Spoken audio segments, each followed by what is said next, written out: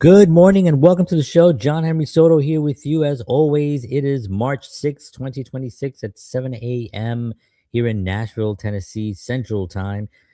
This is a live morning space for artists, filmmakers, musicians, and creators who are navigating the real world of making art. On this show, we talk about positivity, but not the fluffy kind. We talk about what actually stops artists from moving forward, the struggles we all face, and how to move through them with clarity and purpose. We'll also highlight good things happening in the industry, share ideas, suggestions, and practical advice, and most importantly, have honest conversations. This is a live show, so if you're here, feel free to ask questions, join in. This is a place to reset, get grounded, and start the day moving forward as an artist. And welcome in, everybody. Hope you're all doing well out there. It is Friday, ready for the weekend now. We're having a beautiful day here today. It's going to be 85 degrees here in Nashville, Tennessee. I'm sorry to everyone in the East Coast. I understand what y'all were just hit with. I'm from New York City. I'm representing Brooklyn today. I'm not from Brooklyn, but I used to work in Brooklyn. And I did a lot of work in Brooklyn, and I played a lot of music in Brooklyn. And I have a lot of friends that still live in Brooklyn. But I'm originally from the Bronx, but I'm representing Brooklyn today. And boy, I tell you, I know they got hit pretty hard over there in the East Coast and the whole northern eastern part of the country, and it was pretty wild what I was seeing. Pretty wild. And but we're here in Nashville. Sorry, we're in the South, and I tell you what, it is nice here today. All right. Well, we're going to be diving into a couple of things today that I think can be very helpful. Sometimes I put these shows together thinking that they're going to provide a tremendous amount of value. Sometimes I don't really know until I get it done, and then I realize, that wasn't that good. And then sometimes I think that it was right a lot better than I thought it would be. So we'll see. I think this is valuable because it's something that I've been going through, dealing with, interviewing with companies that really don't know exactly what they want. They call positions. They have so many different titles now for positions because social media and marketing and branding and storytelling and all these things, just marketing itself has become this whole big giant glob of different things, and some companies don't know how to break them down, so they'll ask weird questions. um that really has nothing to do with the position that you thought you were applying for based on the title of the position, right? So if you're pursuing a position in the creative space, especially with a larger agency, you need to be prepared to answer some very specific questions about branding, strategy, and execution. Agencies aren't just looking for creative thinkers. They're looking for professionals who understand how creativity connects to audience engagement, brand identity, and measurable results. Questions about building a brand, growing an audience, balancing creativity with data, handling rebranding, and maintaining consistency across platforms are foundational topics that reveal whether whether you truly understand how modern brands work. Excuse me, everyone. I'm trying to repress a cough. So they're asking different questions. They're asking questions about branding. They're asking questions about audience, about the audience, about growing an audience, about balancing the creativity with the data. Remember, we're getting all this information, all this information. Well, what are you going to do with that information, right? You have to figure out how are you going to use it, and how are you going to tell the agency that you're interviewing for how are you going to use it. Remember, right now, brands are hiring storytellers. They're hiring film people. They're hiring people that are in the creative space. They've given up trying to hire these big marketing conglomerate firms where they pay $500,000 for a 60-second commercial that really doesn't generate what they're looking for. They're looking for a brand building. They're looking for storytellers. They're looking for something that people can engage with on a consistent basis where they stick with the story. So if you're selling, some product, a juice or some soda or something, we got to figure out how to build a story around that. And that's what they're looking for. They're looking for answers like that. The ones that are ahead of the game, those that are really behind the scenes or I should say behind the times, they're still going with a lot of marketing thing. And they're the ones that are going to lose, right? And we've seen them losing, throughout history, companies that didn't innovate and didn't stick with what was happening, all lost, right? We all know the Blockbuster story, right? We all know the Toys R Us story, right? We can go on, and there's a bunch of other stores that I can think of, or brands that I could think of, that were really big brands. I mean, powerful, powerful brands that went away almost overnight because they didn't innovate. And somebody came in with that innovation, and people just gravitated towards the easy. We're a species that likes easy. And if people can send you the movie that you want to watch right to your house where you don't have to go out. Blockbuster had an opportunity. They turned it down. They didn't want to. They didn't want to do that. They ended up losing big time. Toys R Us didn't think that anybody would be buying toys off of online because they thought that everybody loves the experience of going to the toy store. And although that there is some truth to that, and there are Toys R Us stores opening up now, again in some places the brand is still hanging on by a thread, but there is still interest in that. When that all came out was not the time to make that call. Now is the time to talk about people wanting to go out and connect and have actual real life experiences and then document those experiences. Now is the time to do that. Not back then when Amazon was coming into the game and kicking everybody's butt, right? So the reality is that agencies operate in a highly competitive environments where clients expect both innovation and strategy. Anyone can talk about creativity, but agencies they want to hear how you think, how you solve problems, and how you make decisions that move a brand forward.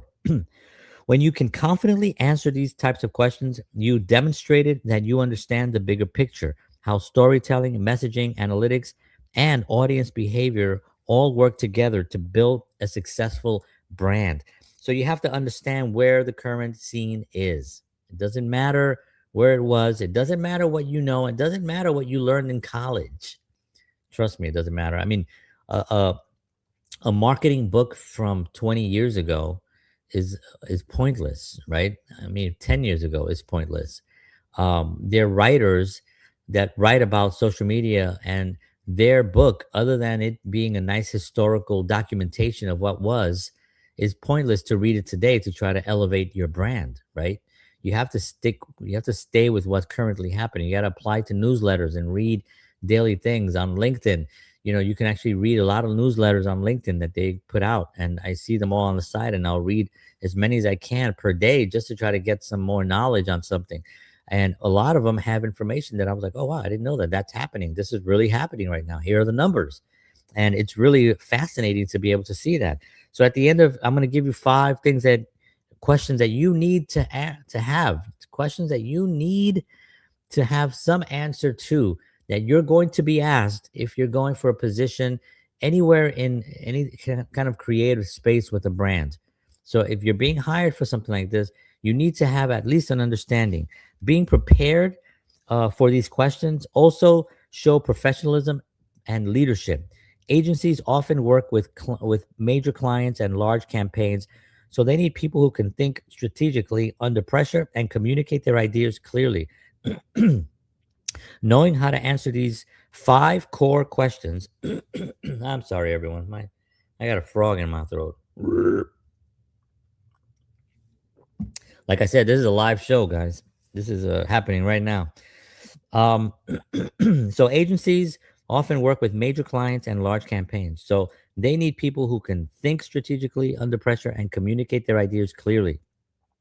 Knowing how to answer these 5 core questions doesn't just help you in an interview, it signals that you're ready to step into the role with clear understanding of what it takes to manage and grow a brand in today's creative marketplace. All right, let's get going here. I want to give you this stuff quickly so you can utilize them. Get a pen and paper if you need to, so you can actually write these down. Again, I'm doing this show today, March 6, 2026.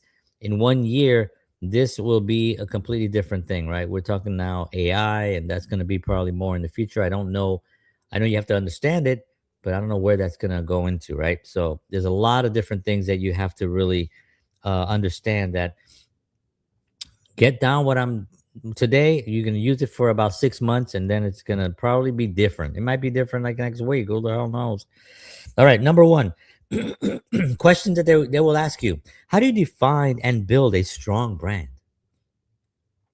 Now, this should be a question that you should be prepared for.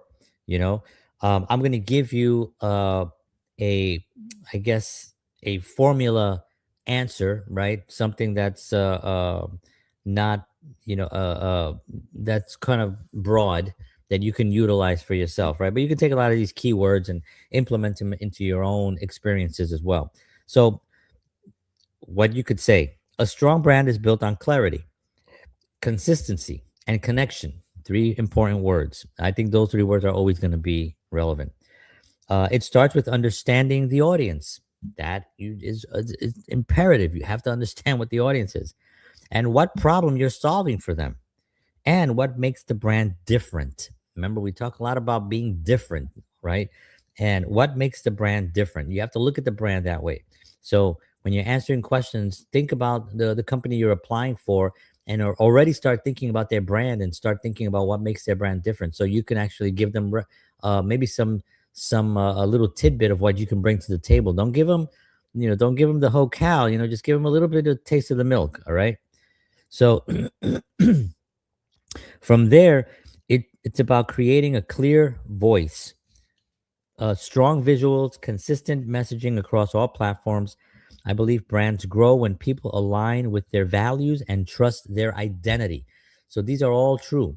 Um, and that's a line, that last line there, that you can just, you kind of, you don't have to say that line, but I would say understand that that's what the brand should have, and that's what the brand should be able to give their audience, is they should be able to be trusted, and people should know their identity and know what their values are. So number two, um give can you give a clear can you give an example of a brand you've helped grow? Now this is where you take your experience. Now, let's say you have no brands that you've helped grow, right? I'm going to give you another paragraph here that you can utilize and implement little things that you have done, okay? Because you've done some stuff. You could say, well, I've worked a lot, really hard on my own brand, and my brand is blah, blah, blah. And here are my numbers, and here's what I've done. I've worked, I've implemented all these tools that I would be implementing in any organization to my brand. And here's what I did with my brand, right? Um, and you have to be able to do that. Now, maybe you have a client, maybe you have one client, a small client. Well, what are you doing with that client? What are some of the metrics? Know all this information before going into the interview so you can actually properly answer these questions and quickly answer them. You have only a small amount of time with these guys because, again, the industry moves so fast. You got to be able to run with it. And if they see that you're taking a long time and slow, well, how are you going to be an employee for them? So you got to be energetic. You got to have the question. You have to have your answers with you. And you could even have notes. You say, oh, you know what? I wrote down some notes because I thought that might be a question. I want to make sure I give you the proper information. Hold on one second. So yeah, I can give, and then you give them to it, right? So this is something you can say. In my experience working in media and content, growth has come from consistent storytelling and strategic visibility. Now, that's what I've done, right? I've done that with brands. I focused on creating meaningful content, leveraging interviews and relationships, and positioning brands in spaces where their audience already exists. Growth isn't just about numbers, it's about building engagement, credibility, and long term recognition. Okay. So that's something now within that that structure that I just gave you, within that, you're going to use some of these words, right? It's about building engagement, credibility, and long-term recognition. Well, those are common words, right? That's nothing special what I'm saying. But within that, you're going to add your own work and what you've accomplished. Okay. Number three is, how do you balance creativity with data? Right. Well, we talked about that a few minutes ago, right? You have all this data coming in. Well, they want to know, how are you going to balance the creativity with the data? Because remember, data coming in sometimes can be very boring. Well, how are you going to make that creative, right? So here's something that you can say. Again, use the buzzwords. Use the good words that people like in business, right? They like certain things in business that maybe. Thank you, Adam. Appreciate you, Adam Armstrong. They like things that possibly are not um, that are creative and that they've heard before, but maybe they don't use it in their office. You see what I'm saying? So if you use words like maybe they're a brand that they sell soap or something, right? Well, they know about their metrics, they know about their KIPs, they know about their ROIs, they know about all the common stuff that they talk about in their in their world, right? Well, that's not really what you want to talk about. Um, what you want to, it's KPIs, right? That's what I meant to say. So you want to make sure that you give them something that's slightly different than what they're used to. So if you say, well, I believe creativity drives attention, but data drives decisions. You see? Because the data that you have, right? Like you could have a lot of data, right? Creativity is what brings attention, right? It's what you give attention, you give creativity out there in the world, and you're going to get attention if it's good, if it's creative and it's interesting, right?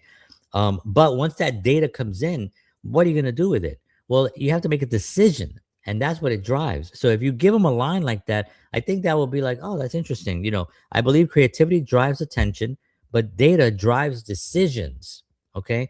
I use analytics to understand what content resonates, what converts, where engagement drops off, and then I adjust creativity based on those insights. So that's normal. That's what you should do. You're supposed to look at the numbers. You're supposed to look at what resonated, what didn't. Look at the analytics, look at the daily numbers, look at what's actually trending and what's not trending on your metrics, and see if you can make adjustments on things that are not where they should be, right?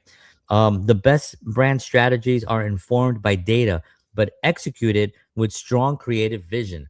Always have a vision with what you're going into. Have that first. Well, I see the brand going in this direction because it's blah, blah, blah, blah. So you have to have a little bit of audacity, right? To go into a company and say that. But in the interview, you want to give them a little bit of that. Again, don't give them the cow, give them a little bit of taste of the milk so they can see, oh, wow, this person is going to drive us some in a direction that we're excited about. Maybe we've never been in this direction. Maybe how do I get there, and you might actually get them very excited. Number 4, how would you handle rebranding and repositioning? They're going to ask you this question. How would you handle rebranding and repositioning? So you may go into a brand and you don't realize that they want to rebrand. So when you look at the company that you're interviewing for, see what could be rebranded. Maybe it's a company that's consistent and they've been the same for 50 years, and they're just looking for somebody to come in and do some social media and get them on the platforms. And maybe it's a simple thing like that, and they're not going to ask you to change their logo that they've had for 50 years, right? Because it's consistent and everybody knows it, right? It's like changing the swish on Nike, right? Or changing the golden arches, right? You wouldn't do that at this point because it wouldn't make any sense, right? So I would start with research. This is the first thing that you would tell them if they say, well, how would you handle rebranding and repositioning? Well, you got to research. You got to figure out, why are we rebranding and why are we repositioning? Or should we just maybe have a different approach? So I would start with research, understanding current perception, audience feedback, and market positioning. Then I define the new direction clearly before changing visuals or messaging. Rebranding works best when it's strategic, communicated well, and rolled out intentionally, so the audience understands the evolution rather than seeing sudden changes.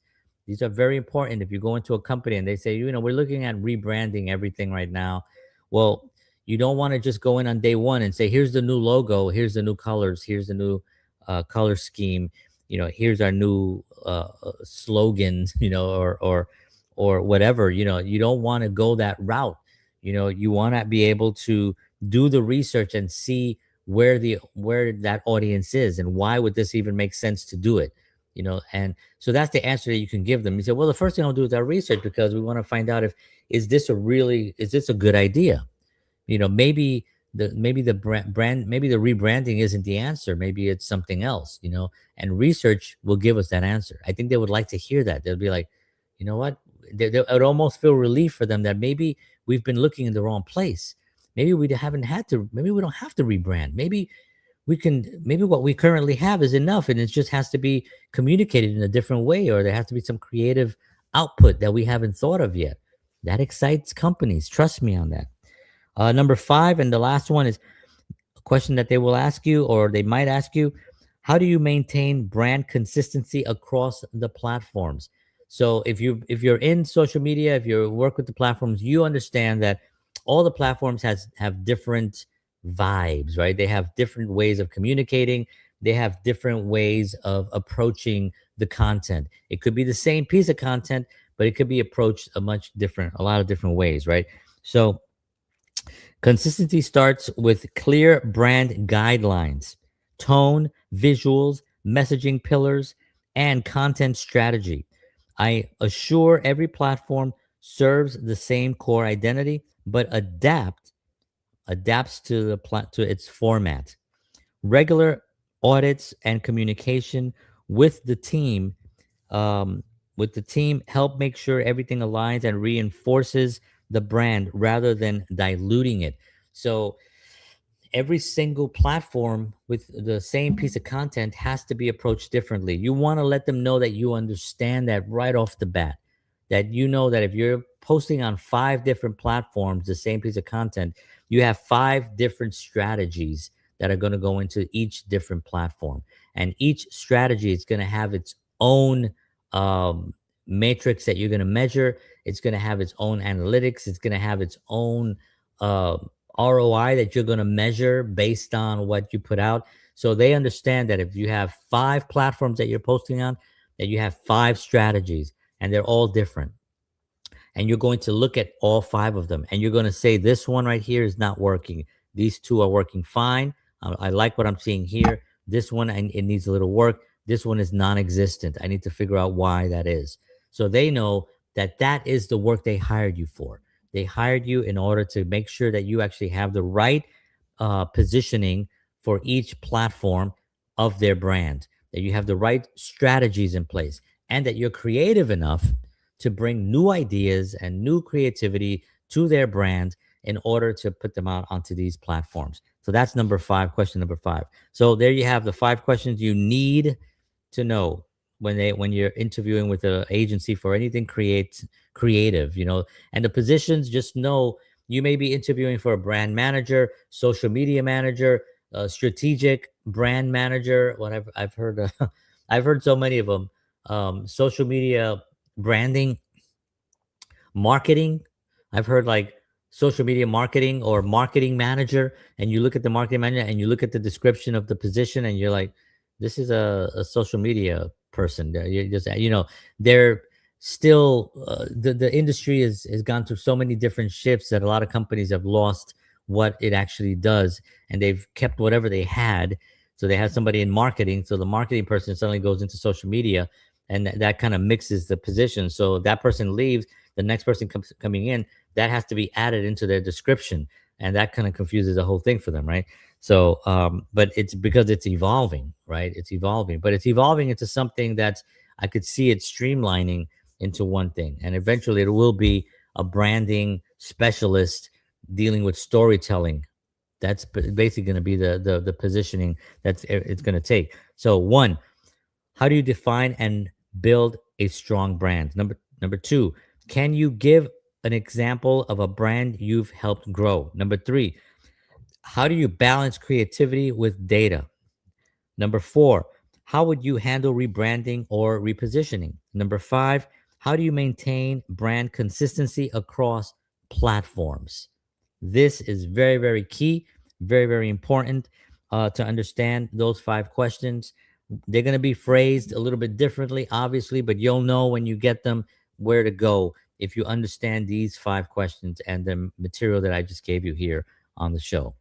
All right, friends, thank you very much for tuning in this morning. As always, I appreciate you all. I'm taking a week off. It is spring break, so I will not be here next week. I might pop in on a live on some of my other platforms. But I'm going to be spending time with my family. It's spring break, so everyone's home, and we're going to be doing some stuff and some traveling and a couple of trips and a couple of fun stuff. So, want to thank you all for tuning in. I appreciate you all. I will see you all the following week. I don't even know what date that is, but whatever it is, you guys can find me. I love you all. Thank you all. God bless you. Have a wonderful weekend out there. Take care of yourselves and take care of each other. God bless. And as always, peace.